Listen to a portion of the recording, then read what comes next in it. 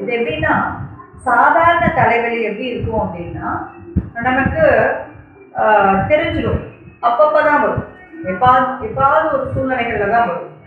ஆனா கண் பார்வையினுடைய குறைபாடுனாலேயோ கண் பார்வையில இருக்கக்கூடிய சிரமங்கள்னாலேயோ நமக்கு ஒரு தலைவலி வந்ததுன்னா அது நம்மளுக்கு கன்ஸ்டன்ட் அப்படியே எப்பவும் அப்படியே மைல்டா இருந்துகிட்டே இருக்கும். ஸோ அதனால நம்ம அதை ஒரு முக்கியமான காரணமா டிஃபரன்ஷியேட் பண்ணலாம்.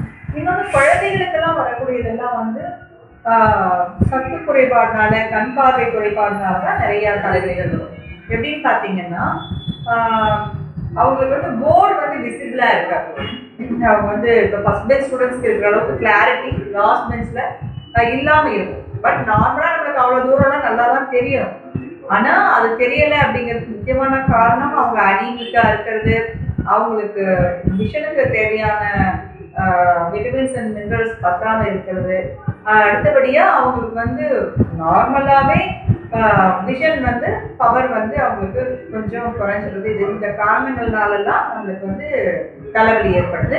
இந்த காரணங்களால் ஏற்படக்கூடிய தலைவலிகள் உடனே சரியாகாது. உடனே அது மாத்திரை சாப்பிட்டாலும் கூட உடனே அது போகாது. கொஞ்ச நேரம் இருந்து அது அப்புறம் மெல்ல தான் போகும். அந்த ஆக்டிவிட்டிலேருந்து அவங்க வெளியே வந்து ரிலாக்ஸ் ஆனாதான் போகுமோ தவிர அது வரைக்கும் அவங்களுக்கு இருந்துகிட்டே இருக்கு. இப்போ கிளாஸ் ரூம் இருக்கிற வரைக்கும் அவங்களுக்கு தலைவலி இருந்துகிட்டே இருக்கும். அப்புறம் வந்து அவங்க அந்த கண்ணில் எழுத்துக்களை பார்க்காம ரிலாக்ஸ் ஆனதுக்கு பிறகுதான் நம்ம அந்த தலைவலி போகும். ஸோ ரொம்ப நேரம் தொடர்ச்சியா ஒரே மாதிரி தலைவலி இருக்கு அப்படின்னா நம்ம ஒரு ஐ டாக்டரை செக் பண்றதுல தப்பு கிடையாது. அது ஒரு தீர்வா இருக்கும்.